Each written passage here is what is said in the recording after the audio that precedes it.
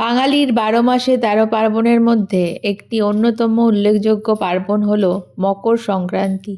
প্রচলিত বিশ্বাস অনুসারে এই মকর সংক্রান্তি পালিত হয় পৌষ মাসের শেষ দিন।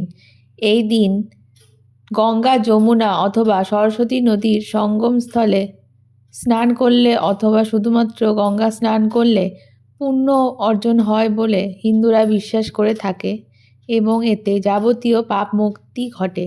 মকর সংক্রান্তির পুজো কিভাবে করবেন তা জেনে নিন।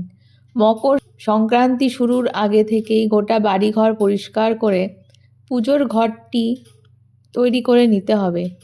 সংক্রান্তির দিন সকালবেলা বাড়ির সদস্যরা সকালে গায়ে তেল মেখে স্নান করবে, আলপনা দিয়ে বাড়ি সাজাবে এবং ফুলের মালা আর আম পাতা দিয়ে ঘরের মূল প্রবেশদ্বার সাজাবে। এছাড়া সূর্য দেবতার মূর্তিও পূজা করতে পারে। মকর সংক্রান্তির পূজার উপকরণ হল নারকেল, ফুল, প্রদীপ, গঙ্গাজল, চাল ধোয়া জলে গোলা হলুদ, সুপারি, মিষ্টি, গুড়, তিল, আখ ইত্যাদি।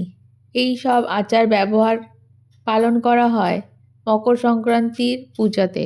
এই দিন সূর্য ওঠার পর পূর্ব দিকে মুখ করে দাঁড়িয়ে সূর্য দেবতার উদ্দেশ্যে জল এবং তিল অর্ঘ্য হিসেবে দান করতে পারেন আর তার সাথে সাথে এই মন্ত্র জপ করতে পারেন, ওং সূর্য নারায়ণ নমঃ। সন্ধ্যার সময় নতুন ধানের শীষ এবং শস্য দিয়ে লক্ষ্মীর পূজা করতে হবে। ঘরের বিভিন্ন কোণায়, বাড়ির দরজায় ধানের বাউনি অর্থাৎ শস্যের রাশি বেঁধে রাখার প্রথা এই মকর সংক্রান্তিতে আছে। এই দিন দেবদেবীর উদ্দেশ্যে পিঠে, পুলি, পায়েস ইত্যাদি অর্ঘ্য হিসেবে প্রদান করতে পারেন। এছাড়া শীতের বিভিন্ন রকমের মিষ্টি এবং শস্য, ফল ইত্যাদি পুজোতে ব্যবহার করতে পারেন। বাড়ির মহিলারা এই দিন সকালে পুজো করার আগে ভগবানের উদ্দেশ্যে প্রথমে কিছু খাবার তৈরি করে নিবেদন করেন, তারপর বাড়ির অন্যদের পরিবেশন করেন। এই দিন যতটা সম্ভব নিরামিষ রান্না খাওয়াই ভালো। এছাড়া এই দিন রান্নার দ্রব্যের মধ্যে কালো তিল ব্যবহার করলে খুব ভালো হয়। এতে আপনাদের সাংসারিক শান্তি বজায় থাকবে। পৌষ সংক্রান্তি মানে হলো সূর্যের মকর রাশিতে স্থানান্তর ঘটা।